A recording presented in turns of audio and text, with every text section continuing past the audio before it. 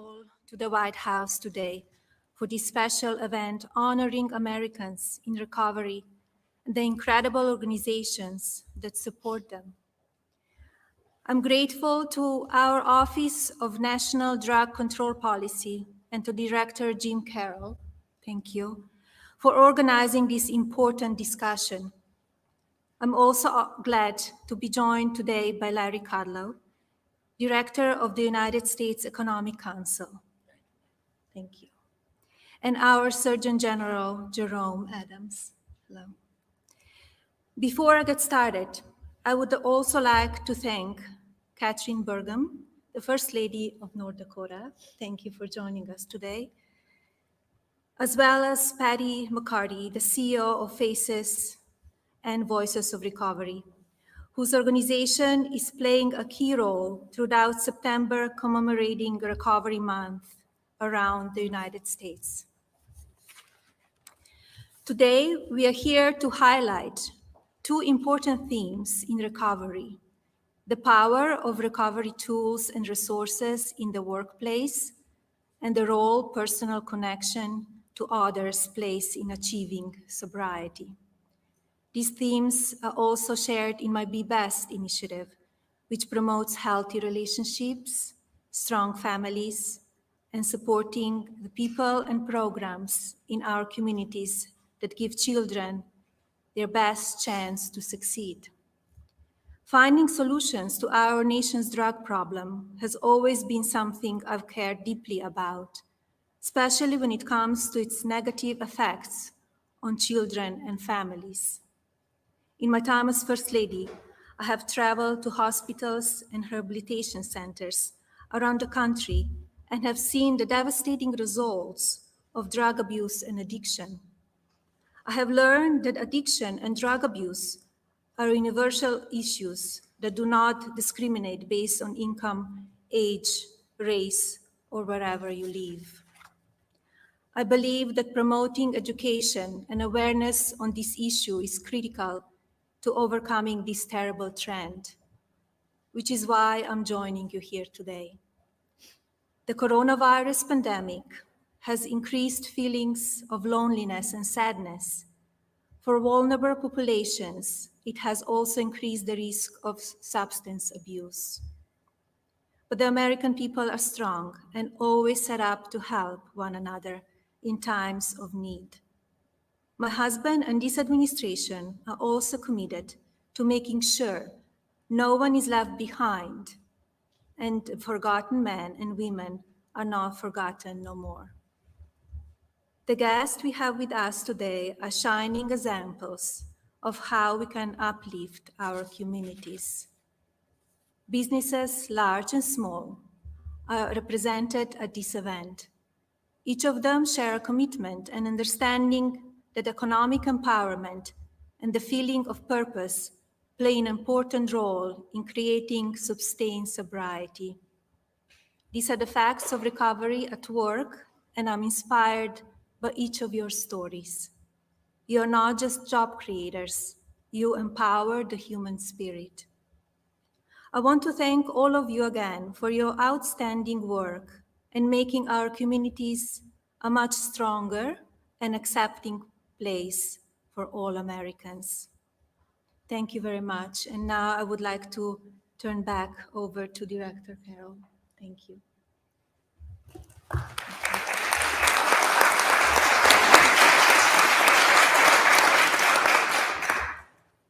Thank you, Mrs. Trump, for your continued dedication to this cause.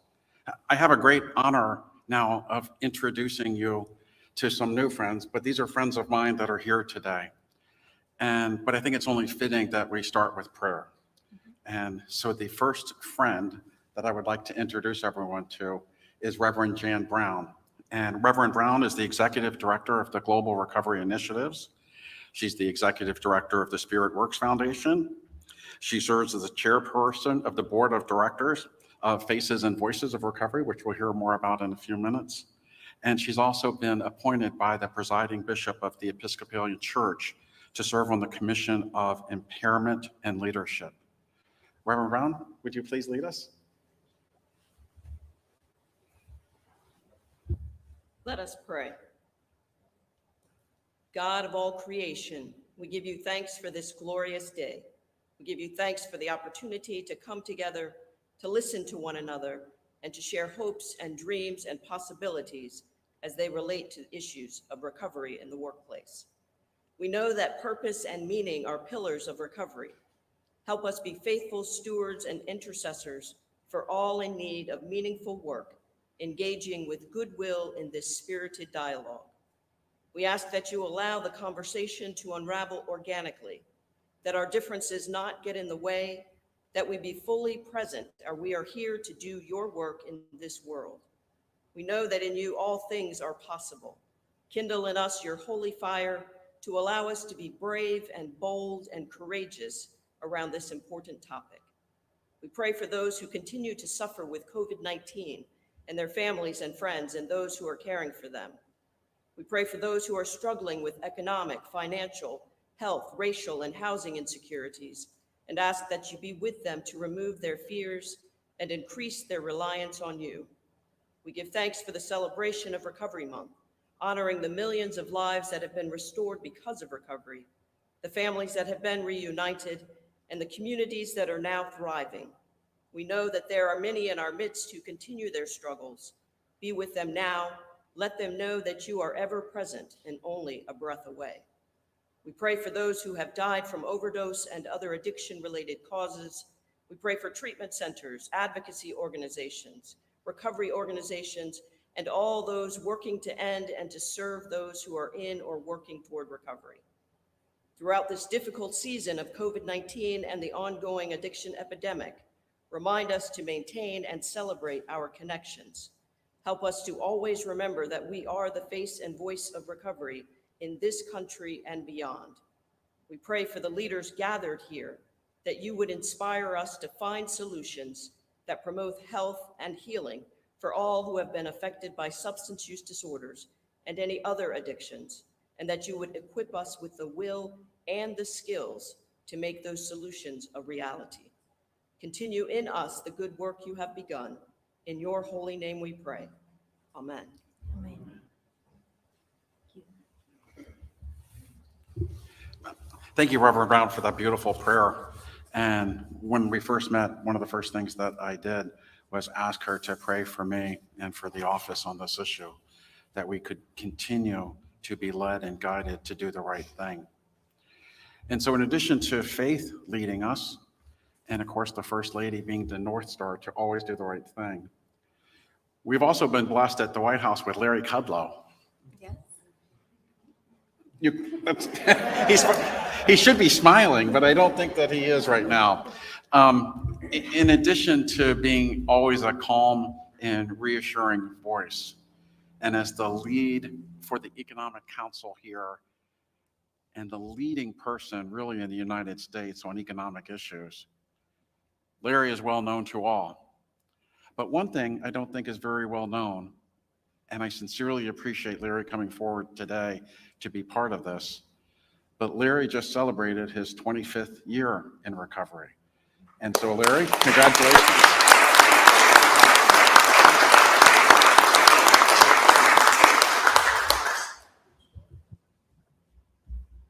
Okay, thank you. Appreciate it very much. Many thanks to the First Lady. I am Larry Kudlow. I just had a 25th sober anniversary on July 1. And I don't want to say too much. My story has been out there for many years. I would just say that when the President and the First Lady offered me this position, which is the greatest honor of my professional life, and I've stayed a lot longer than probably a lot of people thought I would, it would not have been possible. It would not have been remotely possible. It would have been unthinkable that I could occupy such a job 25 years ago. Unthinkable. I was a hopeless abuser of alcohol and drugs. I had tried several times unsuccessfully to get sober. Like a lot of my peers and friends. I went through bloody hell and suffered significant consequences. I'm not alone. Most of us had the same troubles. And I was unemployable. Grace of God, I did stay married. My wife is a saint, Judy. I've said that before, I'll repeat it. We've been married 34 years. It's a miracle. But it was difficult. The whole story was difficult. Having said that, I will offer this. It is because of my stubbornness and willfulness and the difficulties and consequences, and the fact that I had to learn how to change my behavior and follow a few simple steps or guidelines. I believe sincerely today that it probably was the best thing that ever happened to me, because it forced me to change and seek a new path and return to faith.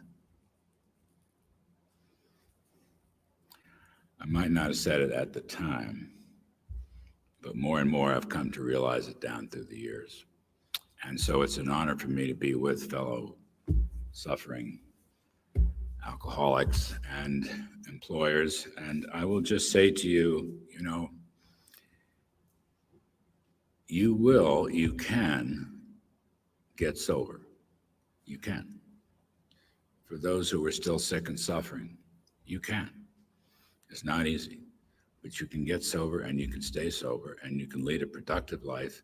And most importantly, hopefully like myself, we can learn to help other people get sober and stay sober so they can be productive and contribute to society and to life.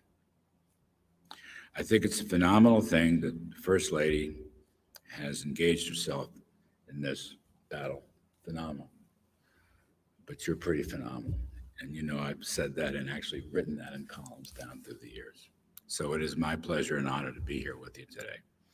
The president has been remarkable. I've known him many years. He brought me into this position. I didn't ask for it. I've served him to the best of my ability. He has been remarkable to me, accessible.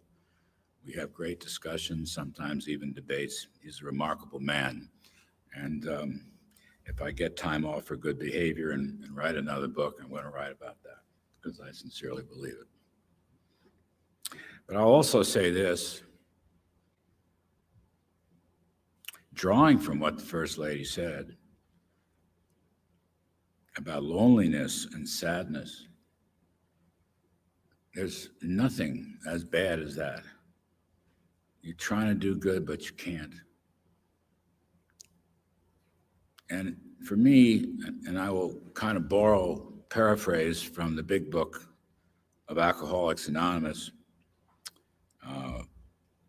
it became clear and clear in my life that I was a hopeless alcoholic. And it also became clear in my life that no human power could restore me to sanity. But I learned, finally, that God could and would if he were sought. And I sought him. Whether it's a higher power or some religious power, I had to acknowledge my problems, my frailties, my powerlessness over drugs and alcohol, and just start over with the help of others.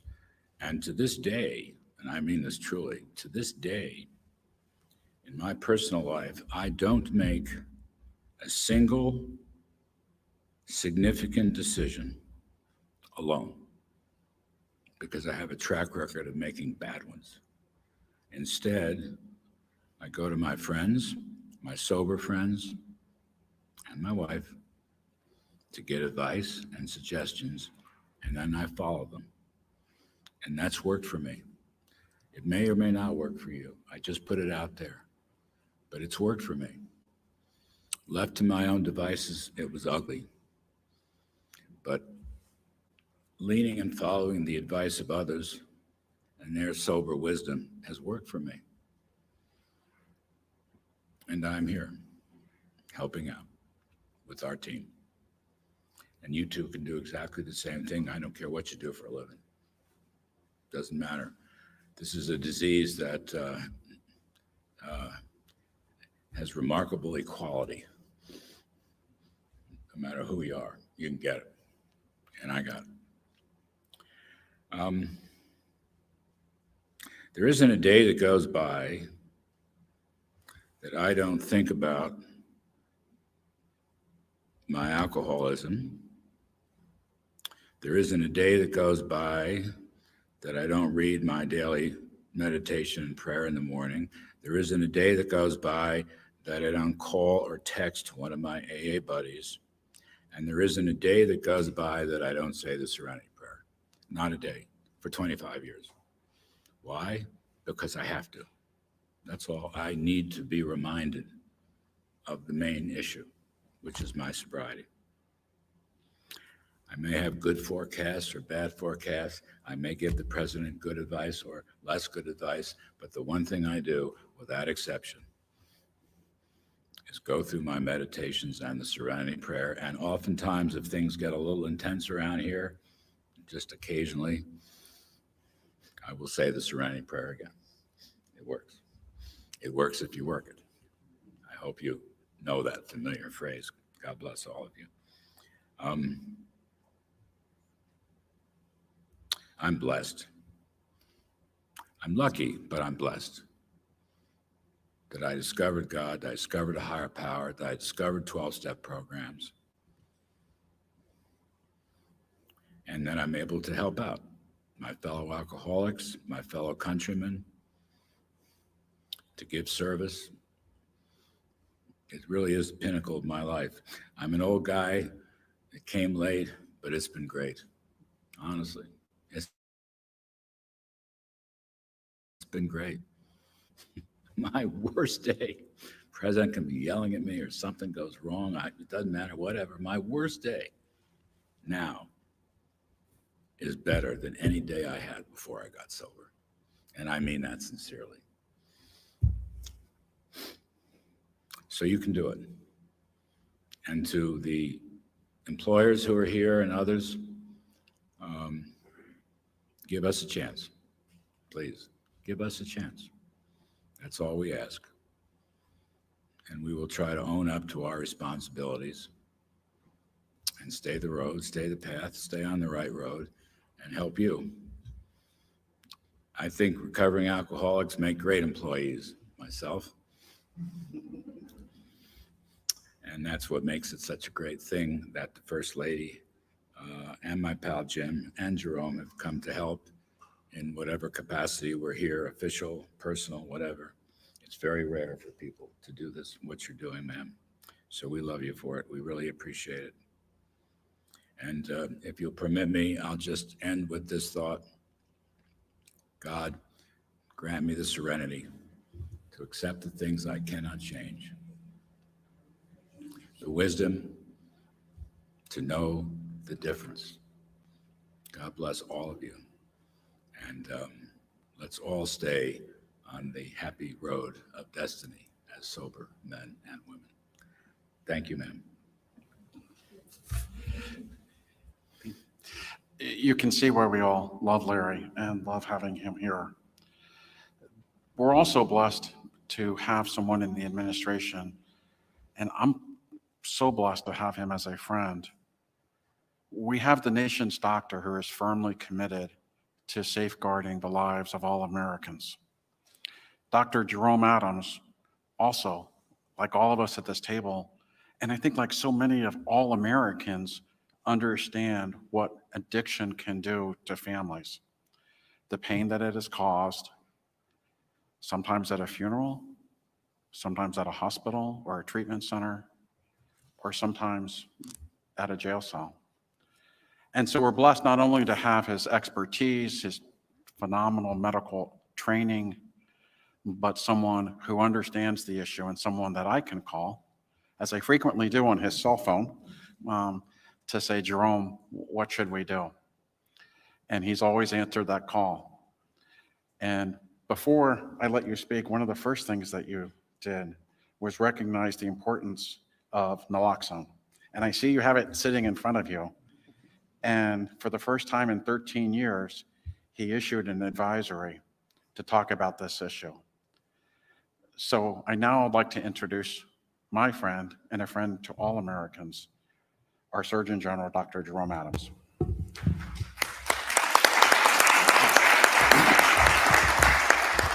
Well, good afternoon, everyone.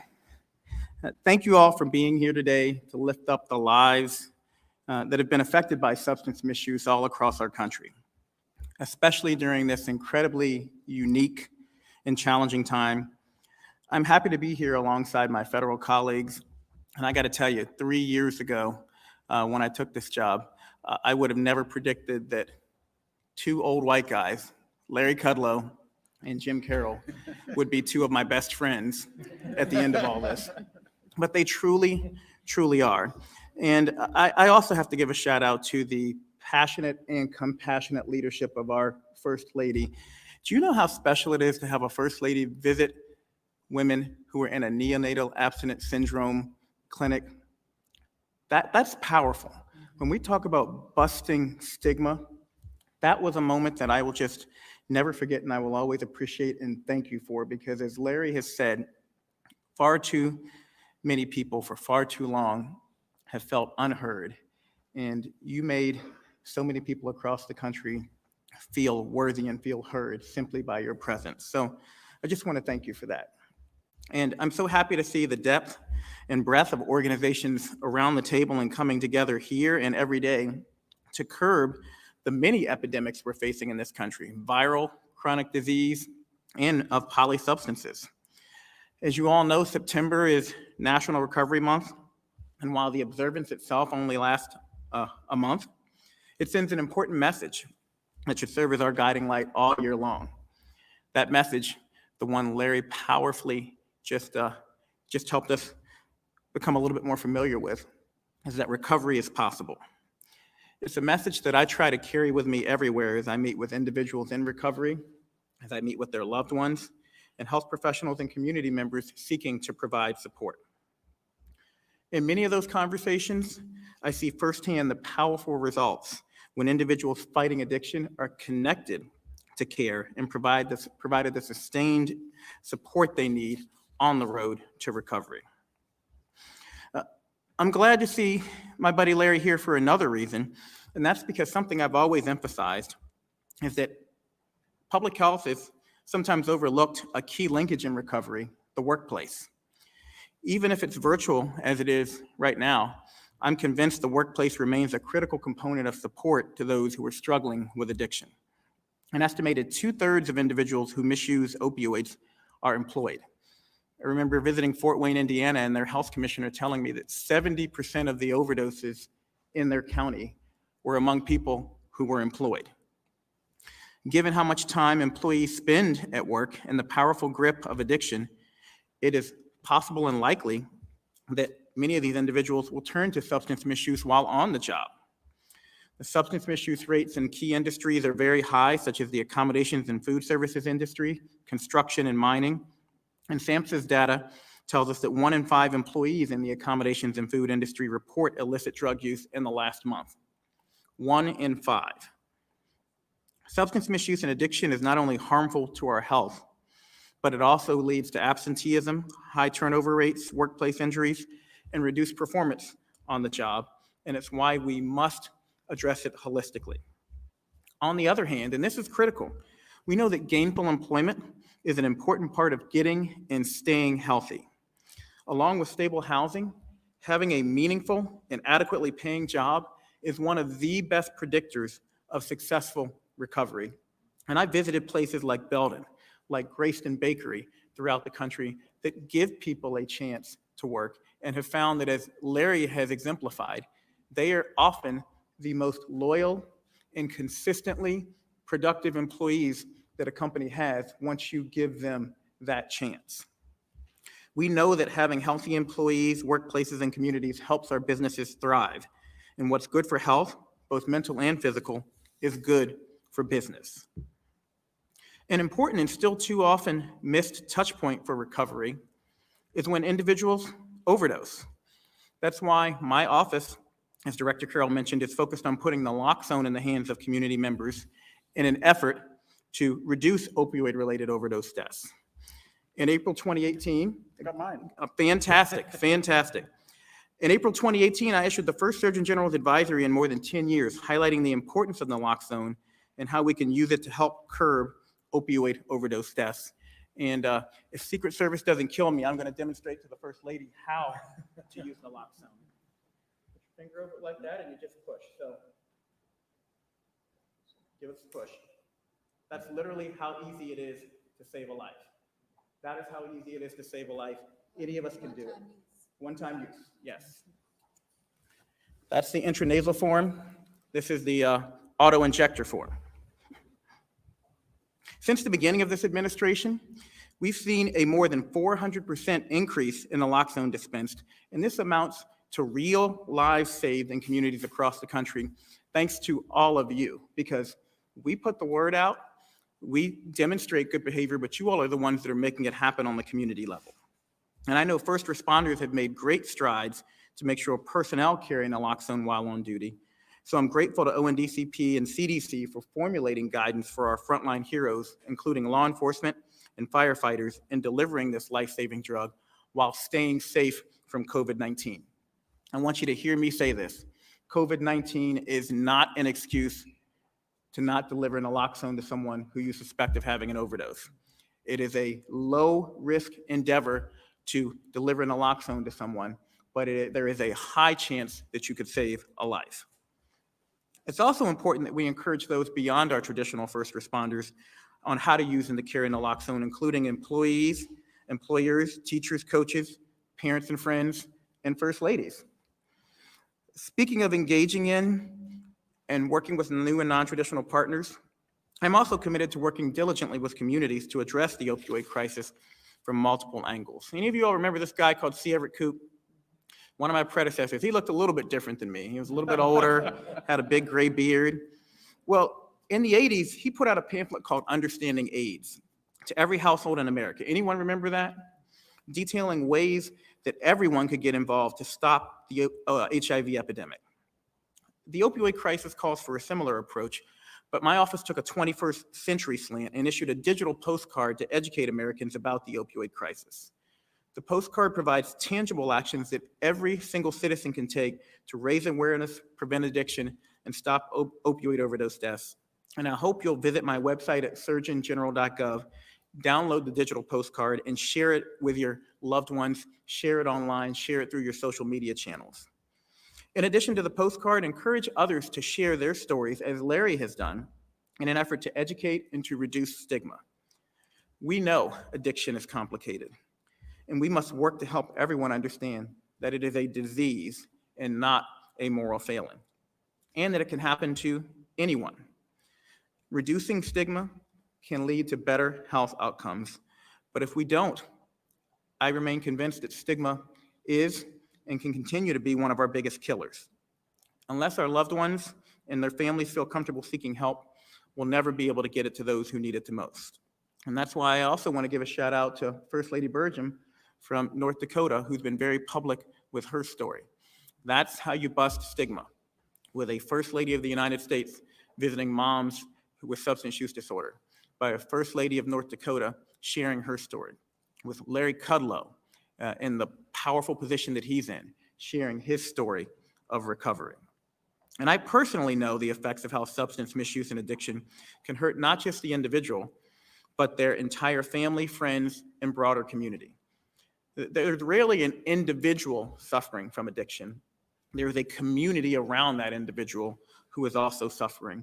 And my own baby brother, Philip, struggles with mental illness and self-medicated to cope. The good news is that together we've made headway in improving treatment for substance misuse. And my little brother has more of a chance than what people have had in the past.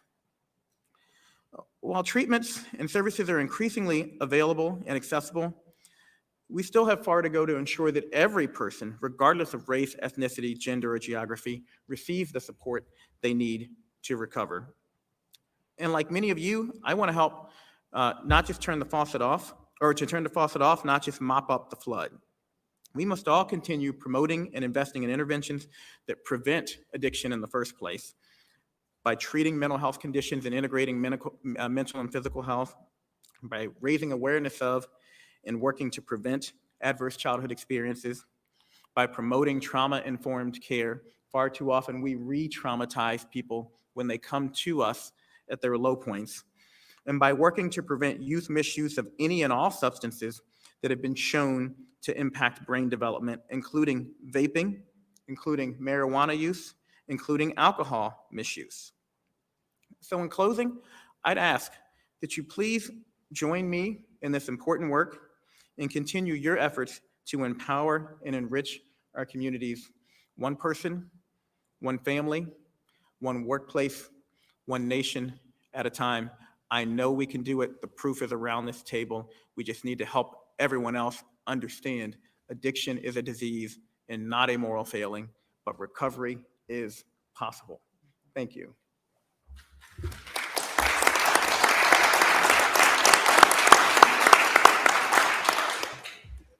Thank you, General Adams.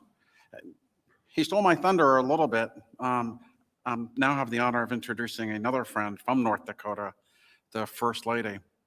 First Lady Burgum has been an outspoken advocate for those who sometimes don't have a voice. And as she celebrates 18 years in recovery, what she is doing is making sure that folks not only back home in North Dakota are able to escape the stigma of addiction. Working with her husband, the governor, they're able to find employment. They're able to restart their lives as First Lady Trump has instructed us to do, to keep the light turned on, to make sure that those people know that they have a home. And thanks to the employers in North Dakota, and as evidence here at the table, across the country. And so as the First Lady and as the chair of the North Dakota Office of Recovery Reinvented Advisory Council, I'd love to introduce you all to my friend, the First Lady of North Dakota, Catherine Burgum.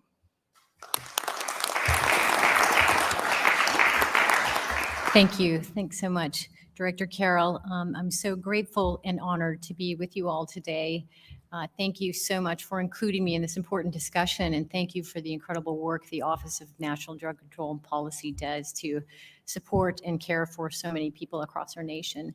And thank you, First Lady, for your incredible Be Best initiative, especially your focus on opioids, and also your commitment and call to action around helping to eliminate the stigma of the disease of addiction.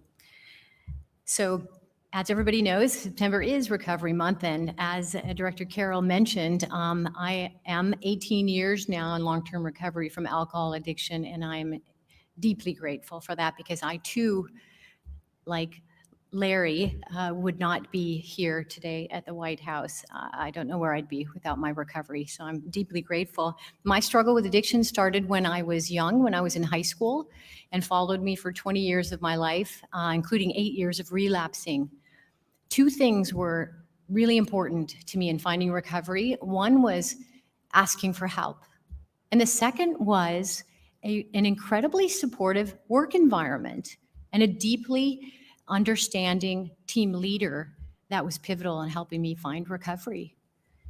When I became First Lady, I decided to share my addiction and recovery story publicly, which I had not done before. And at that point, I had 15 years of recovery. That led the governor and I to start an initiative called Recovery Reinvented, which actually started as a one-day event focused around eliminating the stigma of addiction, but has really morphed into a statewide initiative with a lot of people focused on a lot of efforts around eliminating stigma. Those early years that we've hosted the conference, we've had it for 3 years now, we really had a population and an audience that was already deeply engaged in behavioral health and recovery and addiction. We decided to pivot and focus, about a year ago we decided this, and focus on corporate America, a non-traditional audience that could really make a big impact in eliminating stigma. So this year at Recovery Reinvented, one of our initiatives, we have our fourth Recovery Reinvented will be happening this year on October 28th. It's all virtual, but our initiative one of them is focused on eliminating the stigma of addiction and building recovery support in the workplace. So when we pivoted to this a year ago, I decided that in my speaking engagements, I would focus on businesses and I would focus on eliminating the stigma of addiction. So I spoke to two really big audiences. One was the Chamber of Commerce for all the little cities across the state of North Dakota. And the second was at the Amazon Web Services Public Sector Summit. And then I decided to, at those events, ask people to stand with me and be a face and voice of recovery at these big business events, which you could have heard a pin drop in those rooms when I asked people to stand with me, and people did. And then there was thunderous applause and support for those people. And that's really what a recovery-friendly workplace should be like.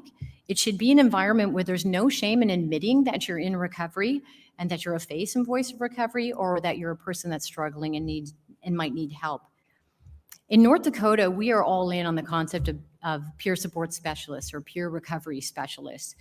And there are two reasons why we're all in on that concept. And one, it's because 50% of our state is rural, and we're never going to have all the behavioral health services that we need to reach people struggling in all corners of our state. And two, because it's a career path. It is a career path for people that have struggled with the disease of addiction or behavioral health and have criminal backgrounds and cannot find jobs. So it is a career opportunity also. We have 472 people trained in our state as peer support specialists. We have a certification for them, and Medicaid reimbursement is now in effect for that service in our state. At this Recovery Reinvented event that we're going to have on October 28th, we are focused on we're focusing on a lot of people. We celebrate people that do things differently related to helping other people who struggle with the disease of addiction. This year, we're focusing on a company called Solid Comfort, which makes furniture for companies like Marriott, Hilton, Wyndham, and Best Western. 75% of their current employees either struggle with addiction or have criminal backgrounds or been incarcerated. So they attract this underdeveloped and underutilized pool of candidates through their program called Solid Start. They actively recruit team members that were incarcerated. They participate in job fairs behind the prison walls. They maintain relationships with probation and parole officers, local judges, and drug court administrators to keep that steady pipeline of people coming to work at their location. They believe that the greatest benefit isn't about good business for them, it's about communities they serve, helping empower people with second chances to remake their lives. And they know that when we all do better, we all benefit. So in closing, I believe the two most impactful recommendations that I can make today to support building recovery-friendly workplaces are, number one, encourage businesses to contract with peer support specialists as an extension of an EAP program. And number two, have senior level executives and managers focus on eliminating stigma by talking openly about addiction and mental illness, which can turn into a culture of openness and a safe environment for employees to talk about the issues that they face. It starts at the top level. It's not only a human resources function to create culture in organizations. So thank you again for inviting me to be a part of this discussion today.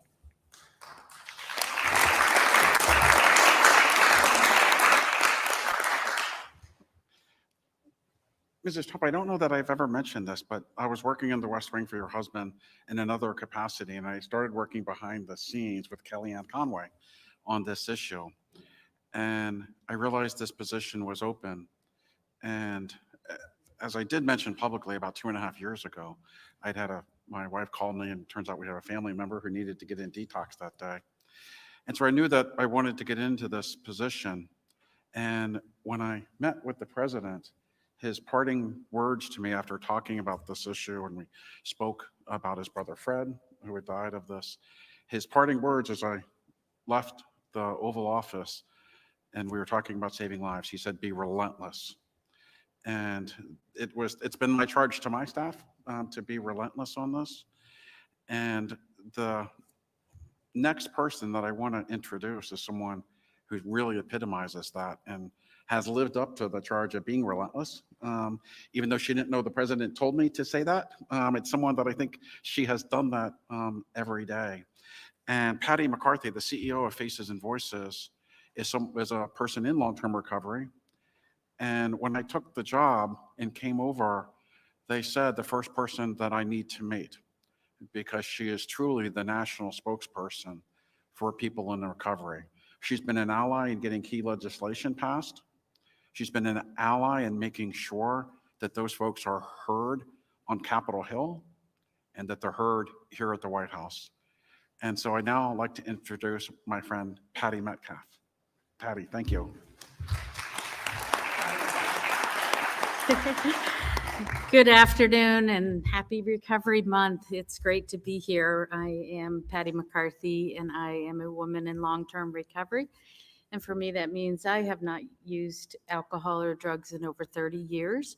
And I say that because if it wasn't for my recovery, I certainly wouldn't be here sitting with all of you at the White House, or I would not be the mother and grandmother and employee and employer and taxpayer and voter that I am today. So if it wasn't for the opportunity to get into recovery, I wouldn't have the gifts I have experienced here. But just want to say a big shout out and thank you to the First Lady for your very thoughtful remarks and support of the recovery community, and for Director Carroll for always supporting us in the recovery advocacy movement and Faces and Voices of Recovery.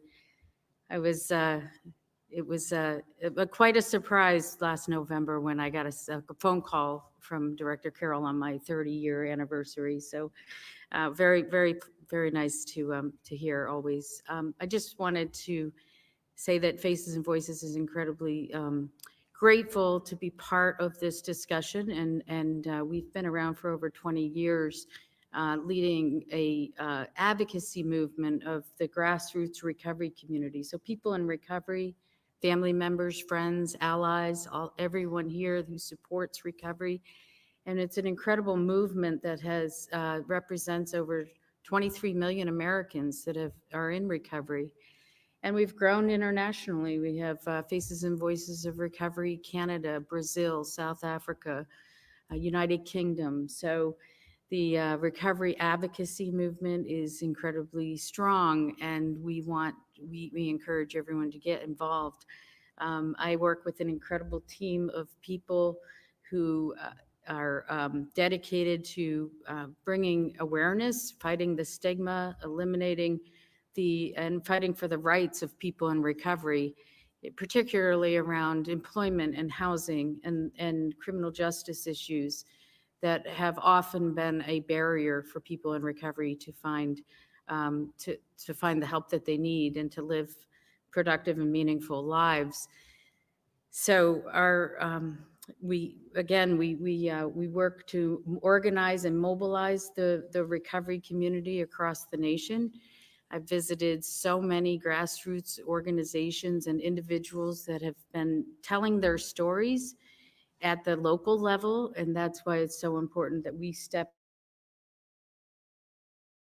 up at nation. People in recovery are part of the solution, and we know that recovery is not only possible, it's not only probable, but it is the expected outcome when the appropriate treatment and recovery support services are made available.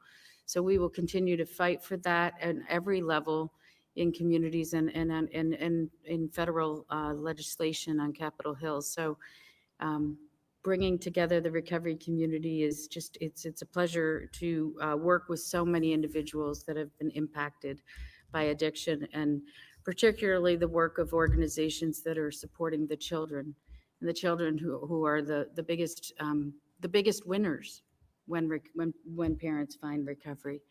So very grateful to be here, and thank you very much.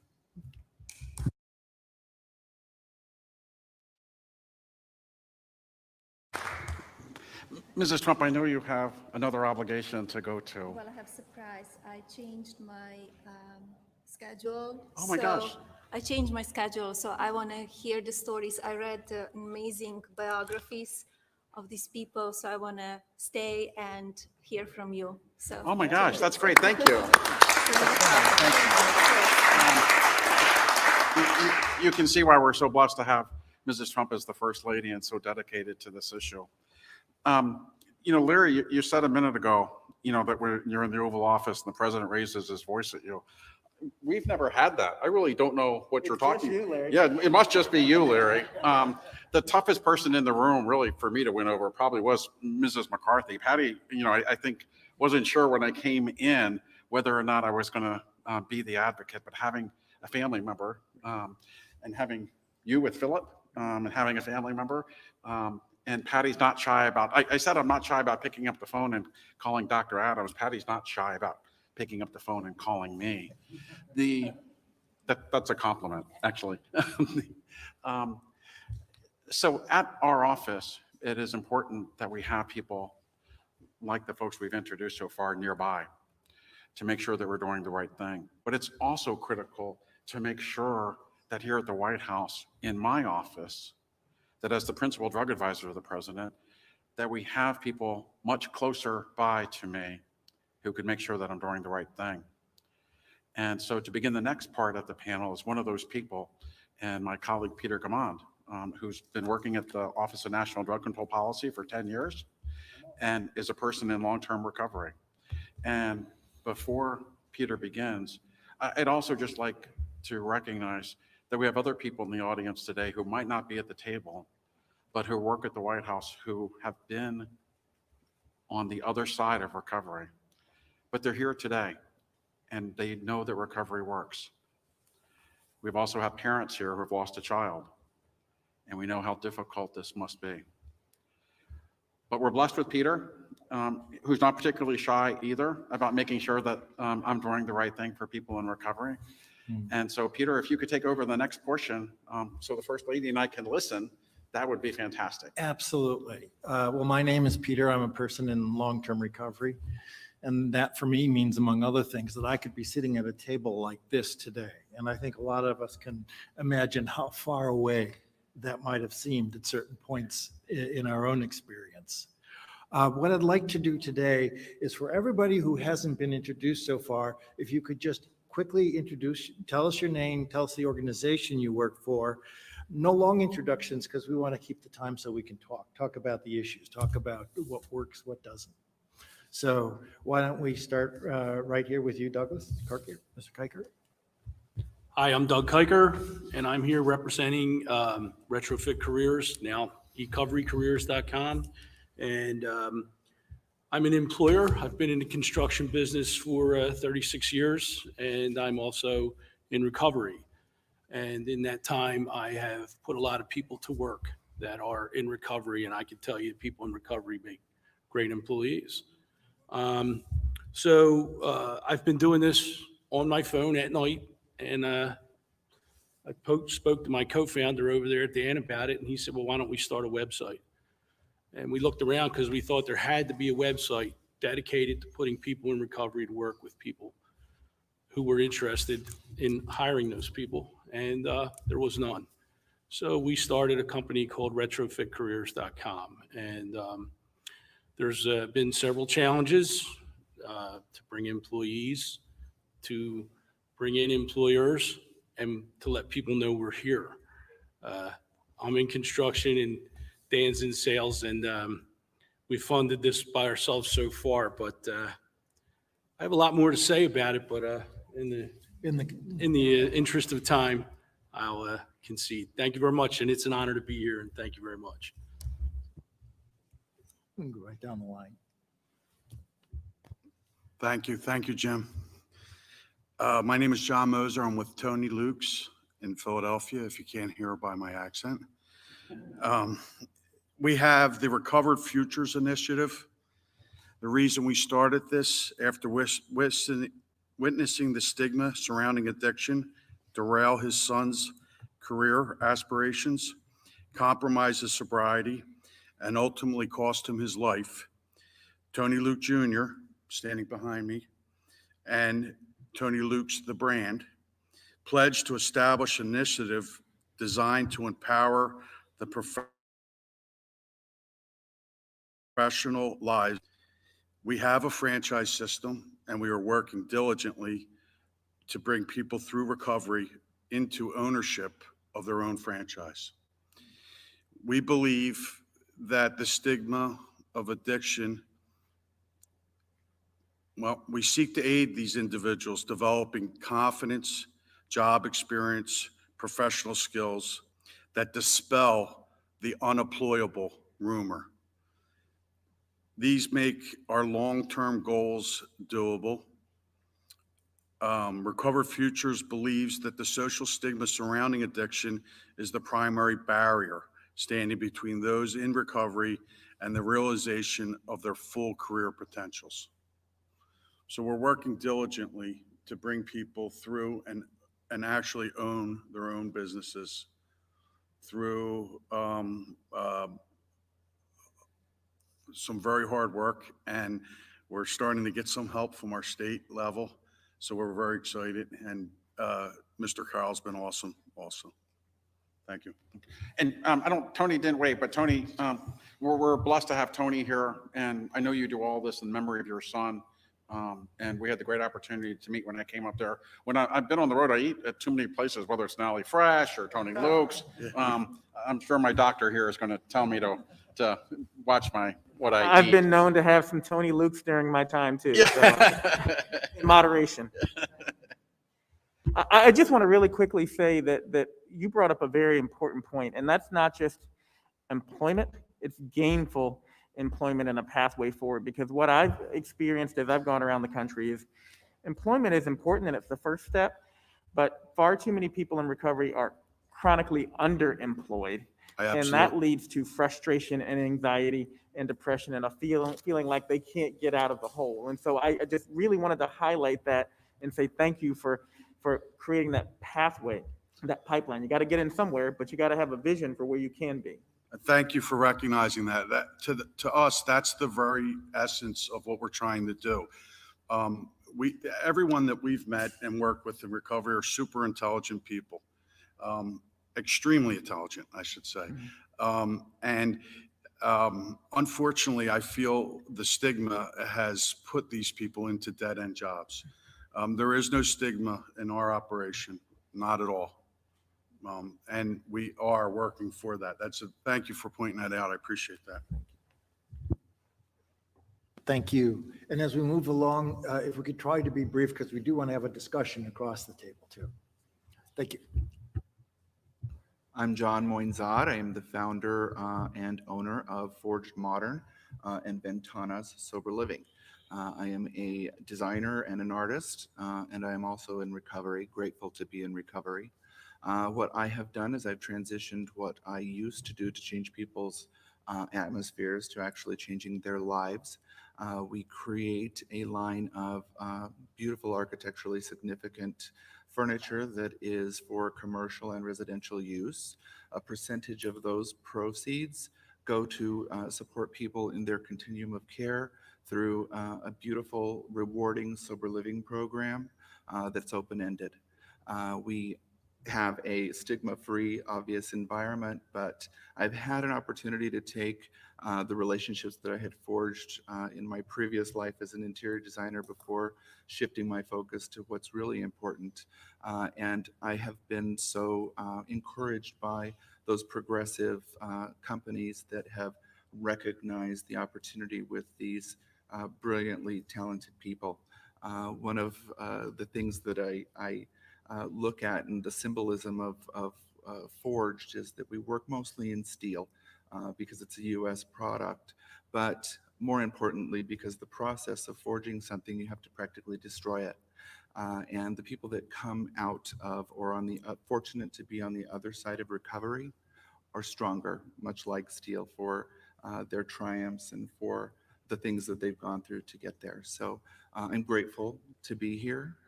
And I'm grateful for the opportunity to have this platform. Thank you. I'm Tyler Libby, the operations coordinator with Wiz Hope Inc., based out of Wisconsin. I'm in recovery, and I'm just blessed to work for a recovery-friendly environment that offers a great career development. I'll let Peter explain a little bit more about what we actually do. My name is Peter Renzel. I'm Executive Director of Wiz Hope in Wisconsin, and I myself am in recovery for 26 years since I was 18 years old. And through time, my passion was to simply learn how to give and be a part of that process in my everyday life. And one of the programs that we have created the last 2 years is something called Recovery Business Association. And that's where we go into employers and we teach them how to have recovery thriving culture and environment. And we also support them with peer supports, as you mentioned. So. Hi, I'm Lisa Scheller, and I'm the founder of Hope and Coffee. And first, let me say thank you, First Lady Trump, Director Carroll, Dr. Adams, Larry, and everyone in this room for everything that you're doing to normalize recovery, end the stigma, and help end this opioid epidemic. The most liberating day of my life was April 1st, 1982. It's the day I entered treatment for heroin addiction, admitted that I was powerless over my addiction, and by the grace of God, I've been clean and sober for more than 38 years. I went on to live a really great life, got a degree in engineering. I run an international chemical company, but I was always told, never tell anyone about your addiction, stay anonymous. People are gonna think bad things of you. People are gonna tell stories about you. Well, as the opioid epidemic unfolded a few years ago, I realized that I needed to take what I was told was my biggest liability and make it my biggest strength. And in 2018, I decided to I felt compelled to break my own anonymity, and I founded a coffee shop called Hope and Coffee in Tamaqua, Pennsylvania. And as part of founding that shop, I told my story to help fundraise. So Hope and Coffee is located in Tamaqua, Pennsylvania, a town that has more than 2x the national addiction rate. It's the town that I grew up in, and it is a coffee shop that employs addicts in early recovery. And as we know, these folks like me, can't get a job because spotty employment history, criminal background, lack of education. It's a family-friendly shop that has become the community focal point. The people who go there, I've also created a partnership with our local community college so that our baristas, who are very grateful for their sobriety as well, can get vocational training and then graduate and become part of the general workforce and lead clean, sober, better lives. I've made it my own personal mission to elevate the cause and eliminate the stigma of being in recovery, that someone in recovery can aspire to anything. And this year I decided to run for US Congress. But I'd like to say my director of Hope and Coffee is here. She's amazing, and we'd like to all invite you to come to Tamaqua, Pennsylvania, and see what recovery looks like and how we are changing the conversation around addiction and recovery, one conversation and one cup of coffee at a time.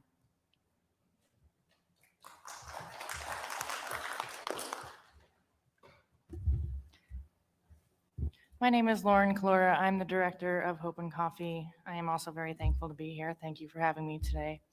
As Lisa mentioned, Hope and Coffee is a cafe that normalizes recovery and works to reduce the stigma in our small rural town.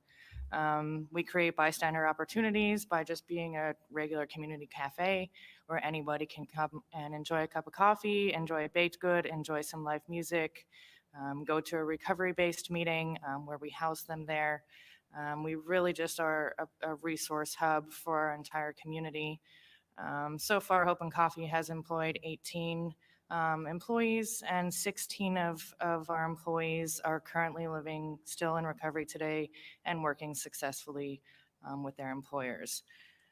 So we pride ourselves in just focusing on the fact that,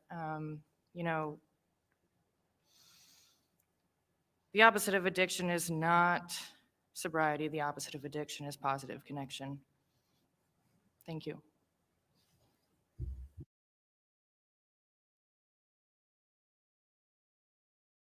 Sorry. Good afternoon. My name is Brian Corson. I'm the founder and executive director of MVP Recovery. So we're the largest and most comprehensive recovery program in the region. We're about 15 minutes from Philadelphia. And I come here to you today as a father of 3 young children, as a member of the community, and specifically as a person in long-term recovery myself. I'd be remiss in not to say that a little over 16 years ago, I wasn't invited to just about anybody's house. So for you to have me at the White House today, I want to thank you very much. And for anybody that's watching this or listening to this, if that doesn't show that recovery is not just possible, but recovery is amazing if you really stick and stay and utilize what is available. And when we talk about recovery at MVP Recovery, we talk about what SAMHSA identifies as the 4 components of recovery, and that's health, home, purpose, and community. Those are the things that an individual needs to be in a program of recovery, and that's what we focus on. As we've identified treatment and different things like that that help people get to that point, here at MVP, we identified that there was more to obtain and maintain long-term recovery. And when we talk about purpose, employment comes so hand in hand when we talk about having a purpose. And what we were seeing is individuals in the midst of this epidemic coming into us, and they're 19 years old, and they have a criminal charge behind their substance use, and that felony is following them for the rest of their life. And we're telling them that anything is possible in recovery except for these certain jobs over here. And that's something that we're looking to, with the assistance of individuals like you here today, to work on that. Because as everyone's talking about, when someone gets sober and someone gets in recovery, sky's the limit. And we see that every day. And when we see barriers that are put in place, that is not the individual's full-on responsibility, but is a consequence of this disease of addiction, we want to help support them and move them forward with that. Like most things, as we identified these issues, I'm sure it's the same thing here at the White House, is we identified these issues and my wife came up with the best ideas for it. So I'm going to have her share what programs that we established here at MVP. But I want to thank you for having us here today, and thank you for your commitment to this.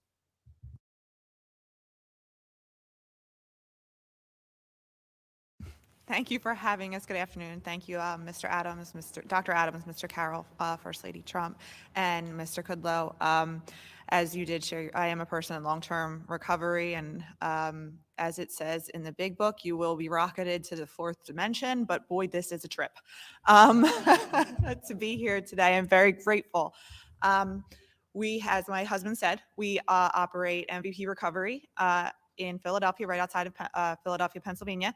And about 4 years ago, we started our female program. And what I noticed was that most oftentimes in our male program, men would come in and they would have the construction job to fall back on, or they would have some type of trade. When the female program opened, that was not the case. And I would see women, moms, that were trying their hardest to get back their kids, that were trying their hardest to pay their rent, that were trying their hardest to walk away from their past and to walk away and to really try to attack their trauma, being told no, you can't be hired here, or yes, you're hired pending a background check. And every time they were told no, they were re-traumatized. And I came up with the thought of second chance employment. And that is essentially to give these people, and not just the women, it is now a full-on county-wide initiative, to give these people that are in recovery the chance to get a job. And once people give their hope to them and give them a job, they're the best employees. From that has stemmed second chance parenting. I have another initiative, Hope for the Holidays. We have so many initiatives at MVP Recovery because what we have realized through working hand in hand with individuals and being in recovery ourselves is that recovery and maintaining and obtaining long-term sobriety is a puzzle. And it requires attention at every piece of that puzzle. And part of that, again, is employment and purpose. So thank you for having us here.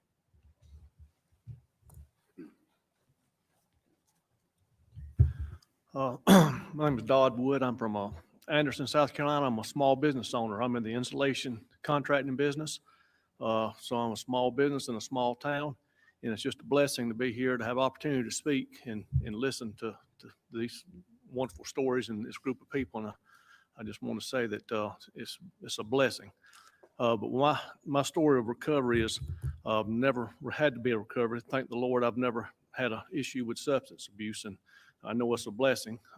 And but I do see it. I see it every day, and I try my best to hire and promote and give the opportunity and chances to the gentlemen in our community who do have problems. And that's what I've found so many times is they're shut out of so many opportunities. And with what I do in the installation contracting business, it's not a very glamorous job. It's usually a starting point. But I try to tell the guys as I hire them to start off at this level of work that I'm giving you the opportunity. Show me what you can do, and we'll help you find a better job as you prove yourself. And that's what I try to explain. Mine's the first step. Mine's the opportunity to show that you can do the work. And if you're better at it and you want a better job, I'm going to help you find. If I find a better job, I'm going to take it. That's what we're here for. And so that's the whole idea. So I try to lead them that way. Try to show them that that we do love them. There's they're going through these problems. They think their life could be at a dead end, but it's not. They can always start over. You could end up working for President Trump at the White House. That's how far you could go if you're dedicated and you want the if you do what you're supposed to do, have the self-control and self-esteem to do it. But I just try to give them as many opportunities as they can, because that's the biggest gift I can give them is the opportunity. If they show me they can work, I can promote them as far as I can promote them, but most of all, I can help them find their next step, their next job, and hopefully have them reconcile with their family or whatever it is they're trying to do, because it's the most important thing. They know they can talk to me. I'm there to listen to them. We have a devotion once a week with all my guys that if they're interested. But I just want to know that, it's not, this may be honestly, may be a bad job. It is. I been doing it all my life. I know what a bad job. I mean, it's not fun. It's not a good one. But you have to start somewhere. Teaches you good work ethic, get your self-esteem up, and we'll go to the next step. So, thank you. One other thing, and before we jump on, I just want, talking with, Brian, Christine, and Dodd, is I know Secretary Scalia wanted to be here today from the Department of Labor, and the statistics show, I mean, this isn't just us sort of feeling it, the statistics show that employees in recovery are the best employees. They're so grateful. We have the opportunity to work, whether it's for the President of the United States, whether it's to work, for you in Carolina, to work at the restaurants.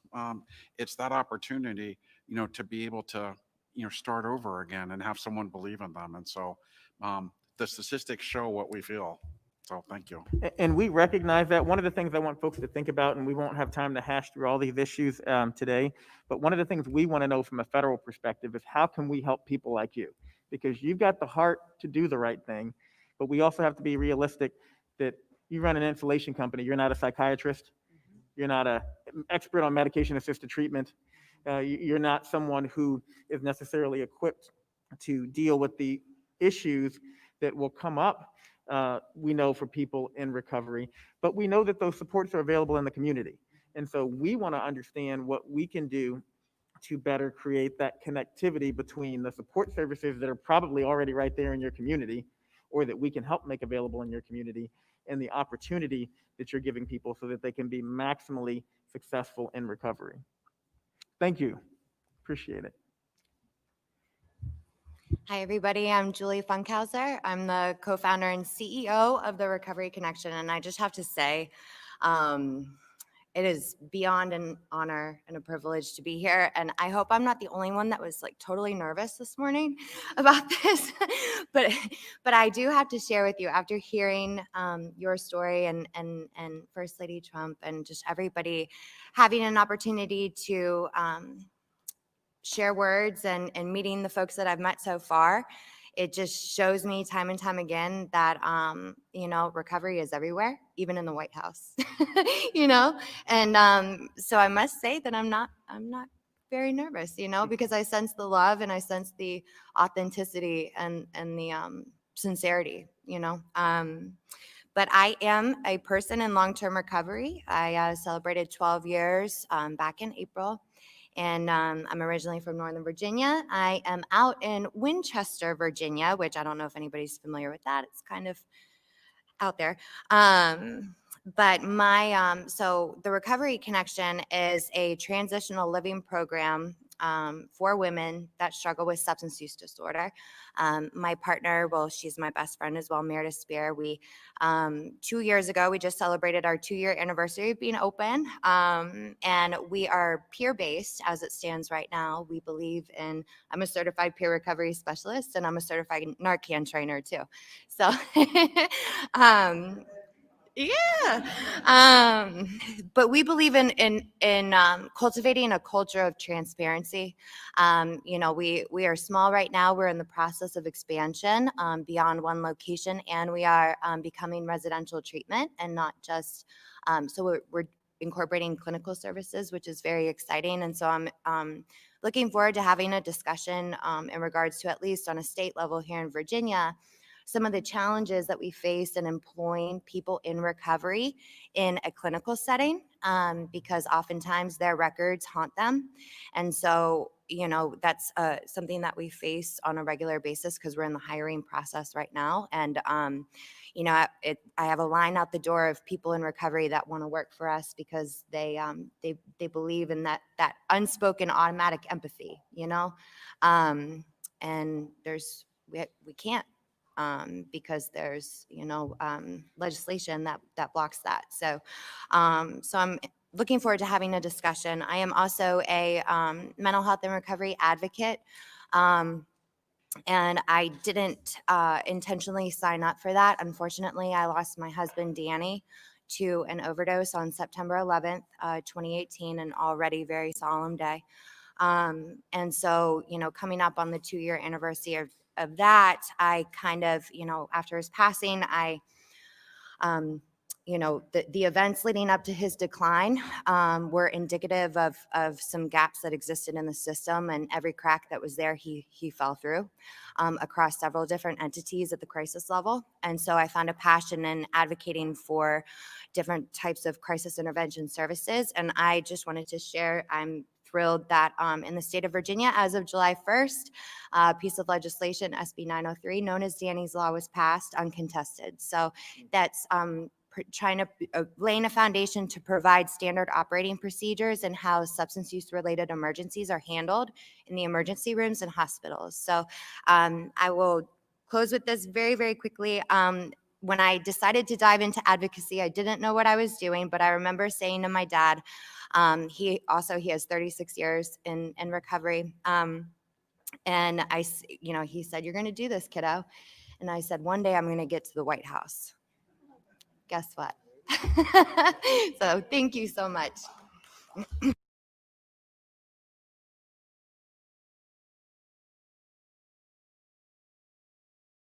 3, 4 people to speak. So if we could keep that in mind so that everybody gets a chance to speak. Doc, the director, First Lady, and Larry Kay for having us here. My name is Greg Nally. I'm a chef and founder of Nally Fresh Restaurants in the Baltimore region. Fortunate to have 11 locations. 3 of them I solely use for what I call second chance. And it's not just drugs and alcohol. It's rehabilitation from prison and a lot of other things.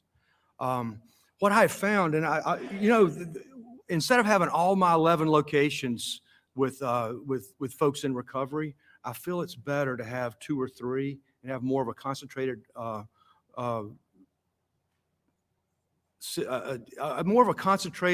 energy or synergy with the people, because it's mentioned several times today, and it's that connection, like-minded people. When Larry talked this morning, he set the tone. Like-minded people that you can talk to. And this whole thing for me is drinking is but a symptom. Drugs are but a symptom. It's everything else. It's how do I handle it? If it's left up to my own devices, I want to feel good quick, and I want to feel good fast, and I want to feel good as easily as I can. And for a long time, that was drugs and alcohol. And now it's not that way, and it doesn't have to be.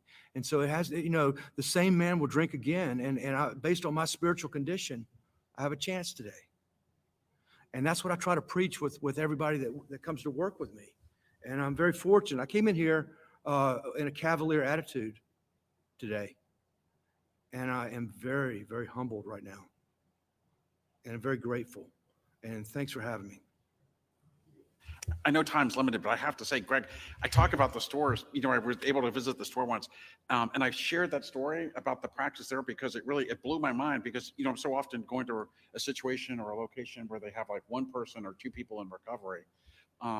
And much like Patty, Greg sort of slapped me around and said, no, we're bringing everyone together in one location because they can recognize when someone is about to slip, when someone is about to go down that path, more so than someone who has never experienced the disease of addiction. Someone else can see. And I think you were the first person to said, you relapse before you relapse. So thank you for putting my head on the right way near the beginning of my term. Thank you. Hello, I'm Dr. Donovan Beckett. I'm the CEO, Executive Director of Williamson Health and Wellness. I'm also a physician that practices medicine. Thank you all for having me here. It's an incredible honor. We're in southern West Virginia, right on the Kentucky border, which is, as you know, has been devastated by the opioid epidemic and addiction. Our clinic, it's a federally qualified health center, but we see it as the economic driver for the community. So we are a traditional clinic, but we've done a lot of things outside the box. Our motto is being different on purpose, and that's very important for recovery, addiction, the stigma that we've all talked about. But with us, we've started farmers market, we started community garden, all these things associated with our clinic. But one thing that happened after we'd started our medically assisted treatment program was, we knew an integral part of recovery was having employment. So we looked at possibilities and came up with a gluten-free bakery that just took off amazingly well. And so well that it's expanding. Now we're going to locate into a new space.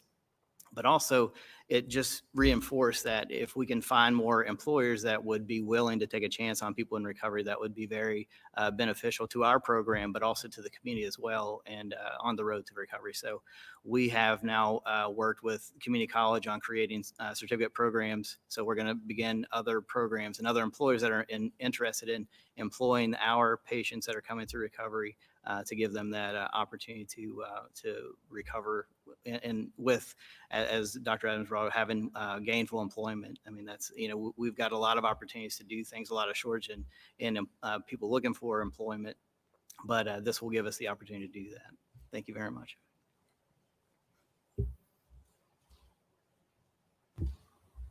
Good afternoon, everyone. My name is Keegan Wicks, and I'm a person in long-term recovery. I am with Faces and Voices of Recovery, and specifically, I just want to spend a moment to talk about the word connection that's been referenced throughout the day today. I think that is such an incredible description and something to carry with us as we travel through all of September during National Recovery Month. We are at Faces and Voices really fortunate to be afforded the opportunity to coordinate efforts for National Recovery Month in our 31st annual celebration. I encourage all of you to continue to follow along and celebrate with us and in your own events and in your own communities throughout America. And for that, I'm grateful. Dr. Tracy Strawberry, and grateful to be here. I am also the wife of former Major League Baseball player Darryl Strawberry, whose story has been very public. So addiction and alcoholism can affect anyone. I also have 21 years in recovery from an addiction that I had to surrender custody of my children. So we are strong advocates of reconciling the family. We are also strong advocates for the communities of families, individuals, but also our children within the high schools, family development resources to reconcile the family and the individuals. So we provide resources, and for sake of time, also private sector of what we do. I started Finding Your Way, Inc., and in the private sector, I go and I create programs for employers, organizations, churches, any organizations. How do we handle the issue of recovery? How do we remove the stigma, and what do they need, and how can we meet that need? The community is ready, and I want to thank each and every person, because recovery would not be possible without each and every person here at this table or outside of these four walls that participate in the recovery community and do what they do. First Lady, I thank you from the bottom of our heart, our deepest gratitude. Thank you for the position that you take and stand in helping us break that stigma, and for all that you do. Thank you. Well, I want to thank everybody. I'm going to hand off to Director Carroll, but beforehand, I just wanted to say briefly, I think we could have gone on for quite a while. There's so much to talk about. So if you're willing and would like to continue the dialogue via email or otherwise, please see me afterwards. We'll exchange cards and we'll keep the conversation going. With that, I'll hand off. Can to I Director ask a Carroll. favor of you and Director Carroll also? One of the things that I think is critically important is that we find a way to start to publish and catalog each of your stories and experiences, because we know that to some extent having it in the published literature then leads to the evidence base that's needed to create new policies and to further facilitate funding and resources. And that's one way of busting stigma. And so I actually have a Surgeon General's report that's coming out in October on community health and economic prosperity. And we talk about recovery-friendly workplaces, but we also talk about other businesses that are investing in their communities in an array of ways. But I think one thing ONDCP could do, and I would love to work with you all on this, is figure out how we pair you all up with some academic centers and actually start publishing some stories, some vignettes like they do in the Harvard Business Review, to say this is a proven way of increasing your workforce. It doesn't provide extra legal liability. One of the problems that I found is that any of you all who own businesses also have lawyers whose job it is to protect you, and they're subject to stigma also.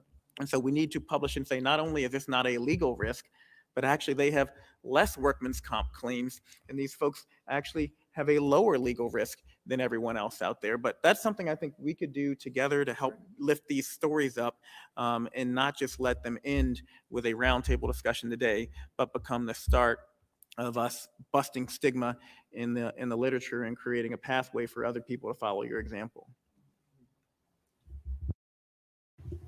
In closing, I do hope to stay and be in touch with you all. I've been able to visit you so many places. I look forward to going to North Carolina, coming to North Dakota at the end of October. The First Lady has promised the weather will still be nice, maybe still warm. No snow, even though it's North Dakota. The reality is that all of you have come from across the country to be with us today, to share the stories of recovery and hope, and to talk about that life goes on, and that not only that recovery is possible, and that with the love and support and with the faith of God, it's probable. It can be that continuation. And we would not be possible, though, without the brave leadership of the First Lady, and also her incredible kindness and generosity in letting us use her home, the America's House, for this. And so, Mrs. Trump, thank you for hosting this event here in your home and allowing us to hear the stories of the people that are out there from across the country and really doing God's work and bringing forth the economy on the rebound, and the personal stories on the rebound. So thank you very much. Thank you.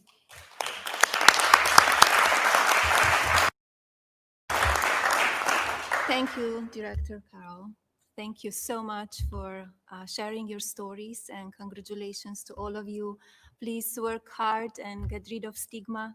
That's what we need. We need to talk more, and more people need to hear it. And I just want to thank you again for joining us here at the White House today for this important conversation.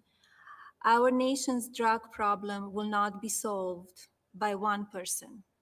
It will take champions and care families, communities, places of worship, and people like you coming together to give our children the very best future.